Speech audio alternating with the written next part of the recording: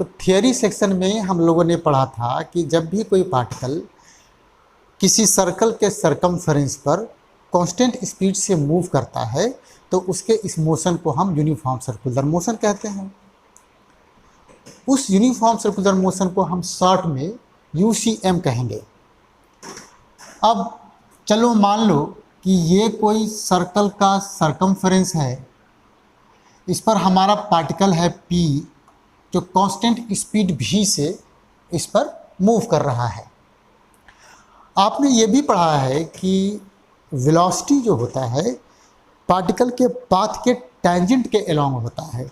तो अगर मैं यहाँ पर पार्टिकल का वेलोसिटी ड्रॉ करने की कोशिश करूँगा तो वेलोसिटी कुछ इसके टेंजेंशियली ना कुछ ऐसे होगा। ठीक है, ये वेलोसिटी हो गया। अब इस सर्कल का सेंटर मान लो ये C है, अगर मैं C को पॉइंट P से जोड़ दूँ तो ये हो जाएगा रेडियस R। हमने मान लिया इस पार्टिकल का मास है m। आपने ये भी पढ़ा था कि इस पार्टिकल को इस सर्कल में मूव कराने के लिए एक फोर्स लगता है और वो फोर्स हमेशा सर्कल के सेंटर की तरफ सेंटर्ड होता है, सेंटर की तरफ डायरेक्टेड होता है। इस फोर्स को हम कहते थे सेंट्रीपिटल फोर्स। तो ये है हमारा सेंट्रीपिटल फोर्स Fc। इसका जो मैग्नीट्यूड होता था वो mv²/r के बराबर होता था। पॉइंट क्या क्या नोट करना है तुमको इसमें? यूनिफॉर्म सर्कुलर मोशन में एक पॉइंट नोट करना है, क्या कि पार्टिकल पर एक फोर्स लगेगा जिसका डायरेक्शन सर्कल के सेंटर की तरफ होगा और उसी फोर्स की वजह से पार्टिकल इस सर्कल के सरकमफेरेंस पर कांस्टेंट स्पीड V से मूव कर सकता है। अगर ये फोर्स नहीं रहा तो मेरा पार्टिकल स्ट्रेट है ना इस डायरेक्शन में भाग जाएगा। ठीक, तो स्पीड यहाँ कांस्टेंट हो गया। देखिए स्पीड कांस्टेंट है, लेकिन एक बात सोचने वाली है, स्पीड कांस्टेंट है लेकिन वेलोसिटी कांस्टेंट नहीं है, क्योंकि वेलोसिटी में मैग्नीट्यूड के साथ साथ डायरेक्शन भी होगा। तो अगर हम ये मान लें कि ये पार्टिकल मूव करता हुआ सपोज करो यहाँ पे पहुँचता है किसी टाइम पर, तो यहाँ पर इसके वेलोसिटी का डायरेक्शन अभी भी इसी पाथ के टेंजेंट के अलोंग, मतलब ये हो जाएगा, इसको आप v' कह दीजिए, है ना। तो वेलोसिटी का देखो डायरेक्शन बदल जा रहा है, तो यहाँ वेलोसिटी बदल जा रहा है। तो हम ये कहेंगे वेलोसिटी चेंजेज कंटिन्यूअसली। दूसरा पॉइंट क्या था देखिए इसमें, वेलोसिटी और सेंट्रीपिटल फोर्स के बीच जो एंगल है वो एंगल हमेशा 90 डिग्री होगा। देखो यहाँ 90 डिग्री है, ये भी 90 डिग्री हो गया। तो इसका मतलब हो गया कि अगर हम वर्क एनर्जी थ्योरम अप्लाई करें तो work done by this centripetal force on the particle is 0, है ना। तो एक पॉइंट हम ऐसे भी कहेंगे, ऐसे work done by Fc on particle is 0। और अगर वर्क डन 0 है इसका मतलब कि इसका काइनेटिक एनर्जी कांस्टेंट रहेगा, मतलब स्पीड कांस्टेंट रहेगा, जैसा कि यहाँ पर है। चलिए, तो इस बेसिक थियरी पर बेस्ड हम कुछ क्वेश्चंस करने जा रहे हैं।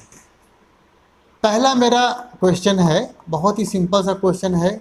ये मान लो ये हॉरिजॉन्टल प्लेन है ना, ये हॉरिजॉन्टल प्लेन है, ये प्लेन है,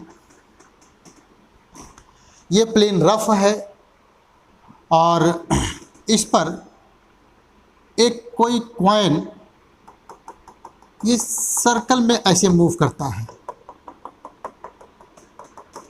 इस सर्कल का रेडियस हम मान लीजिए r, कॉइन का मास मान लो m है और कॉइन और सरफेस के बीच में जो कोफिशिएंट ऑफ फ्रिक्शन है वो है म्यू। नोट ये करो, ये हमने थियरी सेक्शन में पढ़ रखा है कि ये जो म्यू है वो दरअसल स्टैटिक है ना, फोर्स ऑफ फ्रिक्शन का कोफिशिएंट है। भले ही पार्टिकल हमारा मोशन में है, लेकिन ये क्या है, ये कोफिशिएंट ऑफ स्टैटिक फ्रिक्शन है बेसिकली। तो मैं इसको लिख दे रहा हूँ, ये म्यू एस है ऐसे, ठीक है। अब ये मान लीजिए है इसकी वेलोसिटी v, हमको निकालना है कि वेलोसिटी का मिनिमम से लेके मैक्सिमम तक कितना रेंज होगा जिससे हमारा ये कॉइन इस सर्कल पर मूव करता रहे, है ना। क्या निकालना है हमको, हमको निकालना है रेंज ऑफ वेलोसिटी या रेंज ऑफ स्पीड भी कह सकते हैं, जिसमें पार्टिकल इस सर्कल के सरकमफेरेंस पर ऐसे मूव करता रहे। तो देखो ध्यान दो, अभी हमने क्या कहा था कि जब भी कोई पार्टिकल किसी सर्कल पे मूव करता है तो उस पर सर्कल के सेंटर की तरफ एक फोर्स लगता है जिसको कि हम सेंट्रीपिटल फोर्स कहते हैं। जब तक ये सेंट्रीपिटल फोर्स रहेगा नहीं तब तक ये सर्कल में मूव करेगा नहीं। तो चलिए हम निकालते हैं सेंट्रीपिटल फोर्स। सेंट्रीपिटल फोर्स तो ये तो हम जानते हैं कि Fc इक्वल्स टू बेसिकली हमारा mv²/r होता है, ये तो हम जानते हैं। अब सवाल ये है कि ये सेंट्रीपिटल फोर्स कौन प्रोवाइड करेगा। बिल्कुल ऑब्वियस सी बात है कि अगर पार्टिकल हॉरिजॉन्टल है ना प्लेन में सर्कल पे मूव कर रहा है तो फ्रिक्शन ही है जो इसको सेंट्रीपिटल फोर्स प्रोवाइड कर सकता है। तो मैं छोटा सा यहाँ पे एक फिगर बनाता हूँ। ये है आपका मान लीजिए कॉइन, और इस पर नीचे की तरफ इसका वेट एक्ट करेगा, ऊपर की तरफ नॉर्मल, और इधर चूँकि फोर्स ऑफ फ्रिक्शन एक्ट करना है तो मेरे लिए ये फार्मूला हो जाएगा Fs equals to mu into N. ये मैक्सिमम वैल्यू है, ये मैक्सिमम वैल्यू है, लिमिटिंग वैल्यू। और चूँकि पार्टिकल हमारा वर्टिकल डायरेक्शन में किसी तरह का कोई मूवमेंट नहीं रखता है तो n mg के बराबर हो जाएगा। तो मैं यहाँ पर म्यू इंटू mg लिख दूँ, ये Fs मैक्स हो गया। और तुमने फ्रिक्शन के चैप्टर में ये पढ़ा था कि Fx मैक्स की जो वैल्यू होती है बेसिकली, मतलब F की जो वैल्यू होती है Fs की, वो जीरो से स्टार्ट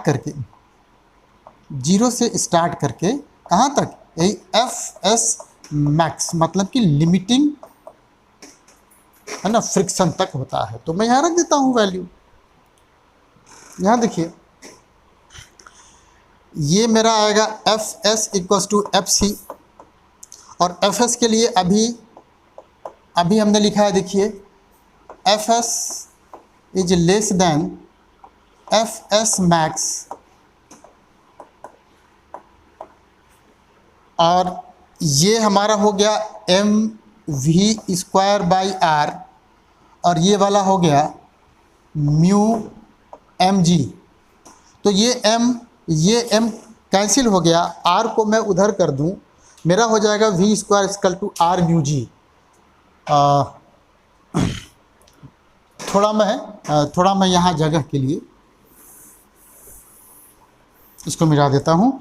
तो मेरा हो जाएगा यहाँ पर v² is less than equals to r mu g, इसलिए v is equals to less than or equal to r mu g। Mu के लिए एक बार फिर से मैं आपको याद दिला दूं कि ये जो म्यू है ये कोफिशिएंट ऑफ स्टैटिक फ्रिक्शन है ना। ये सब थियरी वाले पार्ट में आपने पढ़ रखा है। ये चलो मैं ये ना लिखूं, इसको ऐसे ही रहने देता हूँ, आप समझ ही गए हो। तो r म्यू g हो गया। तो भाई मैक्सिमम स्पीड जिसके साथ हमारा पार्टिकल इस r रेडियस के सर्कल के सरकमफेरेंस पे मूव कर सकता है वो कितना हो जाएगा, वो हो जाएगा v मैक्सिमम ना equals to √r mu g। ठीक है।